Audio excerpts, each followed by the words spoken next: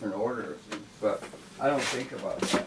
And it's a I side know, issue. but what I loved about It's not radical enough. what I loved about Schiller is he was, Cables. You got that camera? You need a ladder? let's see if it's still on. He said before the media was all conglomerated, you wouldn't think of mistrusting the government like Well, that came out of the Depression. That was a big defining thing for my generation. Well, that's what I like to talk about. Well, anyway, okay. I just want to make sure you keep. What I'm trying to do is to encourage you to keep that streaming thing going. Yeah. Because you're on the frontier with that, and it's really good what you're doing. No, So get yourself set up, and you've got it so together that Yeah, it's really good. just 10 seconds here. Do you need to get a check on the light or anything? So just do my minute here. I'm almost. Oh, is called Farther Down the Rabbit Hole, and we're now streaming on rabbitholecentral.tv with my extraordinarily good friend Harold Channer, because Harold has encouraged me to keep this stream going, even despite a lot of setbacks, because I'm still acquiring all of the technical abilities. But what excites me about working with Harold is he has had so much experience with the public access situation in New York, and in a way, as it goes in New York, so it goes with the rest of the country, because some of my friends and ex-business partners, when I did the cellular telephone, who told me in theory about what public access could be, upon investigation in their areas, would often say that public access just sort of folded up and went away, and nobody even knew the difference. And I'm feeling a lot of that has to do with content, that there are not enough producers who are willing to take a risk and say things outside of the box, even in their own families, let alone putting it out on the airwaves. But Harold has been a kind of an individual who, through the decades, he has the longest standing public access television show in the world. And Harold oftentimes will say, when I introduce a provocative idea to him, he'll say, "Paula, that's not radical enough," which of course gets my attention, and we've had many discussions on different topics that come up in Manhattan Neighborhood Network. And today, I just heard on the internet a show that he's broadcasting, that has broadcasted about an hour ago, in Manhattan, about a man named Schiller. It goes back about 10 years. It goes back about 10 years, and he talks about He's communications, now, and in the middle of it was a very provocative statement, and he's saying that as a result of power amalgamating in the hands of a very few, he said it used to be a small room, and when you did the interview 10 years ago, he said it was like a broom closet. Yeah, or a telephone booth. A telephone booth Right. of the powerful people. And he said one of the aspects of this amalgamation of power is that people are mistrusting their government like they didn't in the past. And I thought we could ask Harold what he may have meant by that, and then your experience, or what you know about the Depression, when people mistrusted the government. First of all, I'm really encouraging you to do the stream. I know you're going to visit your dad, and I want you to try and keep it going on the road. I will. And you're pushing the envelope, and it's, I don't know, I'm not absolutely sure, but I really think the streaming possibilities are coming out of all the research labs, the computer research lab, are going to make it possible for increasing numbers, particularly of public access people, because here you're streaming on you've got a thing in the cyberspace that could be seen anywhere in the world. This could, if people knew, I don't even know if we're talking to ourselves here, but that doesn't matter really. But others could. It could be seen in China or Australia or anywhere. And that's really a powerful thing, and you're doing it from your own, an old Macintosh, and you're doing it from equipment that access producers have. So I think in a very large and measure. And a little switcher on, so yeah, you you've see got your room. That's where the party was. Oh. In this one. Is that what we're seeing? Yeah. That's out in the main room of the, that was a wonderful unit here. Party. We had a great party on December 15th. But I'm encouraging you to do that, and I think this is a large part of the future of access. The streaming, and it's coming out of the digital revolution. As to Mr. Schiller, he's a wonderful man, a great scholar who's out of San Diego, and Dee Dee Halleck, God bless Dee Dee Halleck, who is a pioneer in terms of the deep dish network Paper Tiger TV and all that kind of stuff. Worked with him out there in San Francisco. He was a grad man. He's passed on now. I'm not sure when that program was aired. It might have been around, must have been 90. I'm not sure. It was back in the 98 or something like that. But he's passed now, sad to say. But he was a real scholar. And he was saying that the people didn't distrust the government. That's been a public relation thing that's happened. I guess probably really since Reagan. Reagan came in and broke PAPCO and everything. Yeah, but Watergate. Molly said Watergate is when they mistrusted the government, but that was really politicians, wasn't it? Yeah. Cheating. Yeah, but at an economic level and so forth, it's begun. Things go in cycles, I guess, and everything. But what Mr. Schiller was referring to, and he was a little older than me. I didn't think anybody was older than me, but he was older. And the thing that informed the consciousness of the American society was the Great Depression of 1929. It was terrible. It was worldwide. The system of capitalism broke down and led to, Hitler in Germany and all these other kind of things. Shanty towns? Yeah, it was really bad. You had 25-30% unemployment across the boards in the United States, and it was around the world and everything. It was a real thing that just shook the faith of the people in the capitalist system that had been there in the roaring 20s and all that sort of thing. We're sort of in that era now with the .com and all that. 30 to 40% unemployment. Well, I'm not sure if it got to 40, but it got Right. to probably 30% 30. of the population are unemployed, and that's really We'll come back to that later. well, that informed and seared the soul of Americans, because there were people. Then they got through some things. Mr. Roosevelt, Social Security. Thank God for Social Security. It's probably the major thing that keeps the economy going, is that you've got this Social Security system that takes care of the older people. They used to be just abandoned, and they would be wandering around, and it was awful. Anyway, so that informed it, and it was a lot of government measures. Except everybody was wandering around in the Depression. No, there were some shanty towns. Well, there were, but and I think the idea of the concentration camps was to house people or make work camps. Because Dean Loren was saying they're planning work camps now in New Jersey.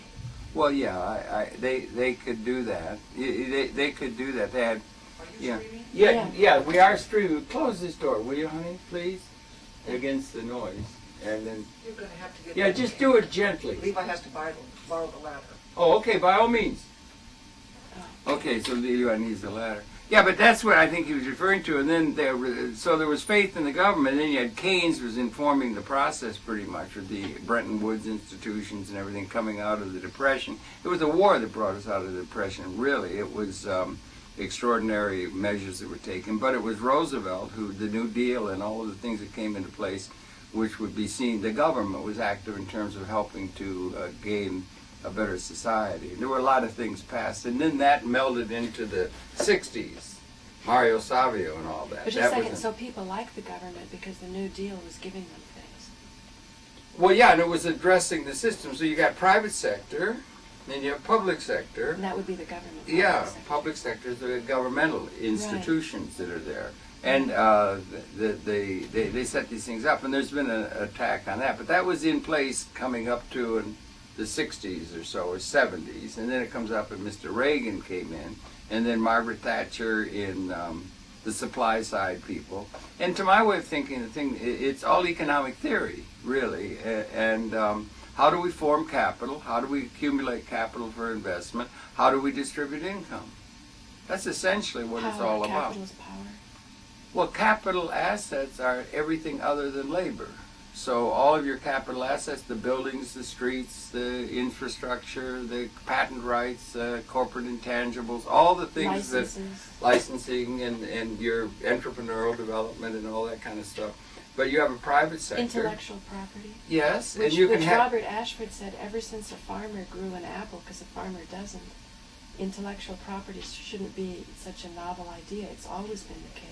Yeah, he says that because the people that are on the right will say there's no free lunch, or people that are practical and look at the world, they say there's no free lunch and you can't get anything for nothing and all that.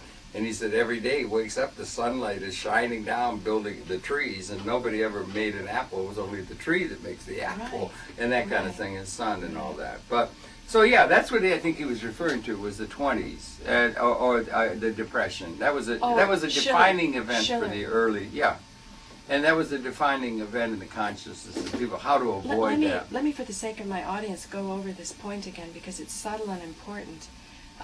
In the show that Harold is referring to, where he was interviewing a professor who started off in economics but wound up in communications and was warning people about the alarming consequences of the Telecommunications Act of 1996, he said one of the consequences of the media being in the hands of very few people is that they have created mistrust in the American people of their own government. Am I saying Well, that yeah, right? the government would say the problem with the economy is the government. The government's not here to help you. The government is here to thwart the productive people to who knock are down your World Trade Center. Yeah, and well, no, that goes inside into job. another dimension. But more, what it is an attack within a capitalist thing on the institution, you would say, and the institutional implications of private property. Is it possible to have somebody own private property? Because most of your corporate assets are both equities and bonds and so forth, Well, are held by private individuals. And if you own a machine or an economic system, and the actual production, if you take labor on one side, all labor, physical and intellectual input to activity, human activity, and the corporate assets or capital assets on the other, the trend is through time very rapidly. It's increasingly capital assets that are responsible for production. for the wealth. No human being could make a chip. Right, They got factories that have no workers. right. You know, when we think of labor, and that labor is not just, it has implications philosophically, because it's not just, you know, a guy with a wheelbarrow compared to management. Managers see themselves, or a professor, or the professors, or anything like that. It's, you got labor, human activity, intellectual and physical on one side, and on the other side, everything else. That's all the capital assets, I mean, all of the natural resources and Right. everything else. And that's all owned by a tiny class of people within societies all around the world. And that's where the wealth is accumulating. But binary economics says that they won't lose if they embrace wider distribution of these assets. The overall wealth of the society will grow more, and we will all be more robust and have a richer human experience. Well- Not because of moralistic sharing or of the inequality and the wrongness and the suffering of the system, but just looking on the upside of the greater development Well- as a result of giving access to greater wealth to greater numbers of people. Well, And that we have been put under a spell by the media to make us mistrust and thus become confused of who and where the problem really lies. Because I want to. You keep saying nobody understands this. Nobody understands. well, yeah, nobody would understand nobody would understand what you're talking about when you said binary economics. It doesn't make any sense to anybody. But here's what makes sense to me now. People get a little bit of knowledge about some conspiracies that naturally go on when people try to beat the system. No. They, as a result of their revelation of these conspiracies, they grow, I feel, overly fearful about the possibility for a better outcome if you can connect with the very people who are, quote unquote, beating the system or robbing the public or whatever, or knocking down their buildings, using exotic weapons, that if you can connect with them and show them a better way, not moralistically, not because they've been unjust and they're slaveholders, because, you know, they've actually indicted someone for slavery, a couple in Long Island recently. So slavery is something coming about. It's still abroad in the world. Yeah. I feel like we just need another Frederick Douglass, because I just think we just live in a slave system. That's my view of things. But when you say it, it's like off the radar. The only people thing- can't believe it. No, that we're living in a slave situation. Yeah, and nobody would know what you mean when you say binary economics. Well, And then- binary means labor and capital. It means that's all it means, really, is Labor and because capital. essentially, from a binary perspective, they say there's only everything else is unitary, and all of your economic theory, and that's what's important, economic theory. And like the Nobel Prize wasn't given in economics until 1969, as opposed to the turn of the century for the other things. But it just essentially says, instead of there being only one input Because it's all formulated from Adam Smith to Ricardo to Schumpeter to Karl Marx to the socialists to Friedman, the Chicago guys, and particularly Marx of the left. It's all formulated on essentially, if you look at it and you look at it, it's all formulated on a labor theory of value. And a zero And sum the labor, game. well, a zero sum is a different thing. Yeah. But I mean, that just is. But that's where Webster didn't agree with you. He felt that labor was the only way, but you and him were in agreement on the zero sum. Well, the zero sum is just a thing where if you're in a scarce situation, that's the thing that even Bob Ashford, he's coming to town again. He's going to have a major conference over the turn of in the first of January here, of law professors and everything. But he doesn't think there's any reason to bring up, because I talk about Louis Kelso, I talk about Muammar Gaddafi's Libya. They may have a model like America had a model that critiqued feudalism. They may have a model that critiques the system that's so in place and everyone's got their identity wrapped up in, which is out of date with what the future requires, which is a huge thing that people can't get their mind around and everything. But, and he doesn't think there's any reason that we've gone to where any transcending of scarcity is assumed to be ipso facto absurd. There never really? can be enough, of course. Oh, he says that. Everyone does. Everyone assumes that. And it's assumed in all of our sociology, all of our thinking, there can never be enough. There's no reason even to discuss the idea we may ever be able to transcend scarcity as an ontological reality. Marxists will say it's a good idea if we have socialism we could do it and that, but it's never brought up as a reality because everybody wants to live in a mansion with a swimming pool full of uncut diamonds. In order to be really, a definition of what it means to be have. Can you get a measure? I just found on the internet at BFI, Buckminster Fuller Institute, the Design Science Decade is up on their site now, and they've got it there where they measured all the resources and trends and everything from a non-ideologically lardered thing. And Fuller came up with that, Murray Bookchin, some other people, and philosophers did. And then you could also come up with the idea that you transcend scarcity. Zero sum means that if you're in a situation, for me to gain, you have to lose. Right. So there's not enough. There's only one hot dog on that table, and there's 20 people, so you'd better get as many clumps of that if you can. And when you take for yourself, you must take away from others. It's zero sum. There's not enough for all. If you have a thing where there is plenty of hot dogs, there's 200 hot dogs on that table, you have a different attitude toward yourself, your neighbors, and everything else, if there's enough for everybody. Well, that's an interesting dynamic between you and Robert Ashford, because on one hand, you're both embracing binary economics, but on the other hand, the zero-sum game, you embraced with Webster, but not the labor-based thing. Well, so we could get you, Webster, and Robert well, Webster's together. very it seems to me, I don't understand. I like Webster. He's a very great scholar. Gatling gun, and he can touch all the bases, and it's really good. Well, when good. he said only labor, that's the only way to look at it. No, I couldn't said that. understand. No, I said that. No, he said well, that. maybe he did, but that's the basis. That's one of the assumptions is that only. He said that's the only assumption. That's what the about theoretical Maybe basis that's for economics. someone Let's see if calling there's somebody calling. Hello. Oh, Steve, are you watching? He's at the library. Is he watching us? He's at the library talking softly because you're in the library and I have to record because we don't have the speaker. We're going to have to get a speaker system within this thing where with Skype. I think 1 year out. Oh God, yeah. But you have to have a speaker. Let's get back to Robert, Welf, and Webster.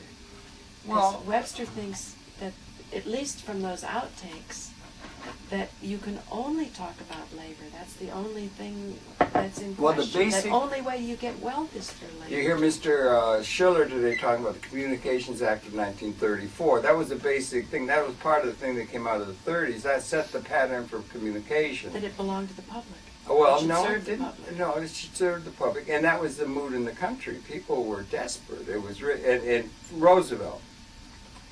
You have policy statements, and if you look at economics, and that applies to everything, the basic policy grounding statement of the United States is the Employment Act of 1946. There was a basic policy ground, and that's not been revisited. We revisit the Communications Act of '96. They're still revisiting it in terms of policy. They just got that thing through Martin and so forth, the FCC, with a 3-2 vote. Just a second, revisiting it, he said 96, it didn't work. It was supposed to make more competition, and actually you have fewer people. Well, there are going to be people who say that it worked fine. There's a lot of people getting very rich off it and everything, and there are people who benefit. Republicans are saying it's working and you should make it easier for more media concentration. Mr. Murdoch owns the Dow Jones and the Wall Street Journal and so forth. They're going to make it easier for concentration. If and it- just got if through. it is- There's likely to be a if it is- Democratic and court But test if it is against it. proved that the airplanes that we saw flying into the World Trade Center were computer generated, that is going to be a devastating blow against the efficiency of the media to relay to the public what's really going on. I think if that can be established, that would balance out what Schiller was talking about, that the media being in the hands of just a few has actually turned the American public against their own government. Well, in reality, everything's in the hands of a few. We are like serfs, in my view, we are like serfs on a feudal estate. The templates that govern the way the planet works are all done by a handful of people. They used to call them kings and earls in the feudal days and so forth. They own all the assets, more or less. The way that things are structured, the assets that are increasingly responsible for production, particularly with the increased automation and so forth that's coming, and the capability to displace labor in the productive process, human input to it, is all galloping, and the means, back to the Employment Act of 46, that's the basic policy grounding statement of the economy. So you're And like- that is that we will distribute income to the masses, and the people on the left accept it because they think, well, we want to value the labor so that you can get a better deal when Right. you're negotiating to get better wages. And so you're going to get your money through your labor participation. Instead of seeing that wealth doesn't come through labor, through human labor. Well, no, Great the idea, wealth is the not idea, coming that the way. idea that the input to production through time is increasingly something other than human labor is a paradigm thing, like geocentric, Right. heliocentric view of the universe. Exactly. It's that kind of a thing.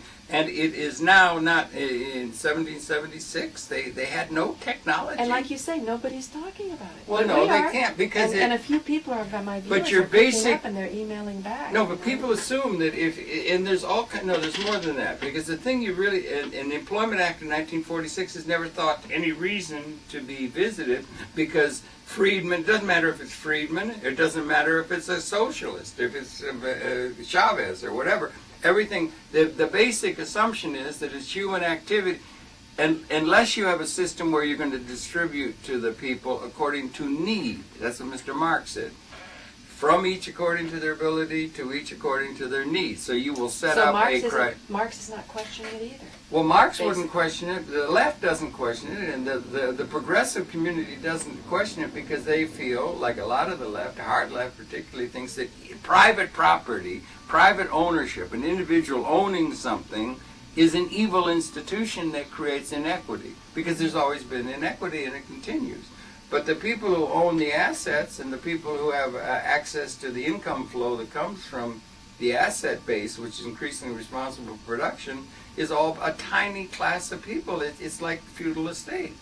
They set the template. Right. They set So- the template for the universities, for the think tanks, Right. and for everything. Now- And if it doesn't get approval at that template level, and they don't have a vision, and it's all accumulating in their hand. They said, and then everybody else, you got all kinds of sycophant people who have to fit into the institutions that reify or re-establish validity in the systems that we've put in place that perhaps historically are outdated, and that's where the binary comes in. And that questions things like the work ethic, all of the principles by which, if you work hard, Schumpeter, if you're an entrepreneur and you work hard, or if you're a star like Tiger Woods or something, that work ethic is done, and that people will get they will get income or material benefit by their contribution.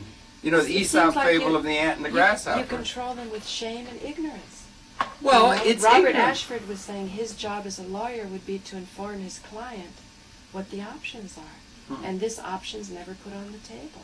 Do you have a time on this that you can see where it is? Yeah, we have 4 minutes left. Oh, yeah, I just wanted that, because you're going to Yeah, have a yeah. little thing. Oh, yeah. Yeah. Yeah, well, that's true, but the thing is, you've got people's identity wrapped up.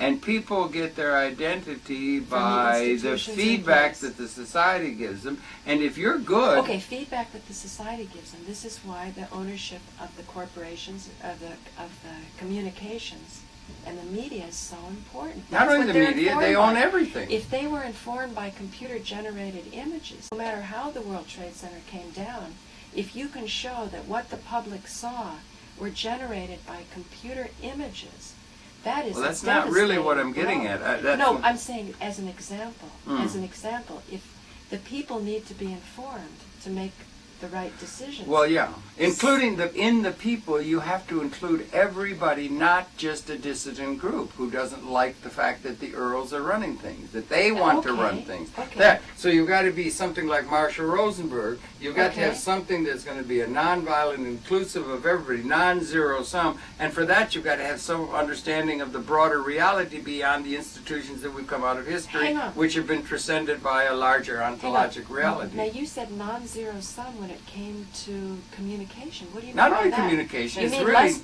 Do you mean more knowledge here is less knowledge there? That wouldn't be the case. Well, with that's the way knowledge, people would would do. Scarcity. See, it? economics But that's implying that you're withholding knowledge so that you can beat some. It's that we're- You deceive, actually. No, it's not. I don't see it that way. I don't see anybody at fault or anything. It's just ignorance.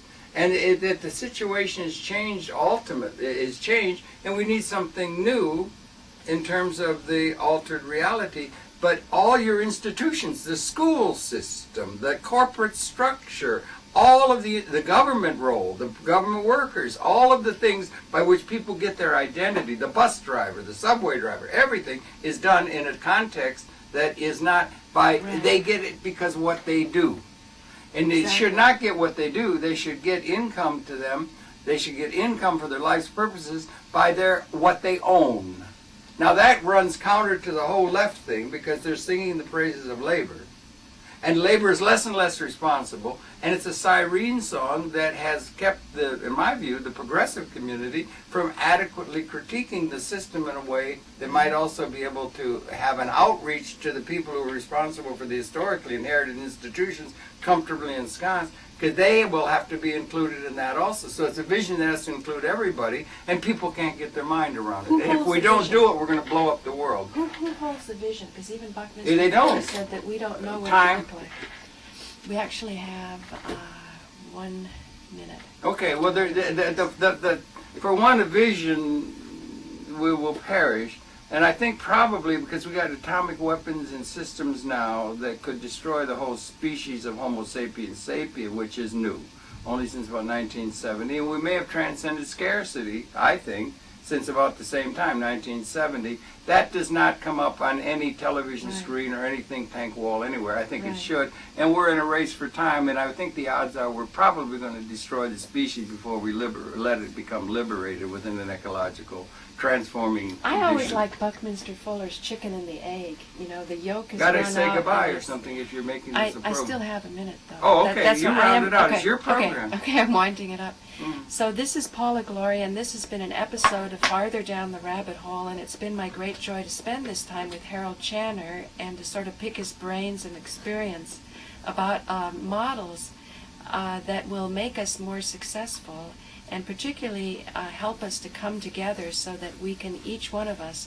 put our best contribution on the table, because Marshall Rosenberg oftentimes emphasizes that the need to contribute is one of the greatest human needs that we all have, and if we can understand all parts of this society, no matter if we're playing the game with a lot of chips or hardly any chips, at the end of the day the game is still the same, and in order to learn the most, we Okay. share. So This that's ends what at I did. 53? Is that At it? 29.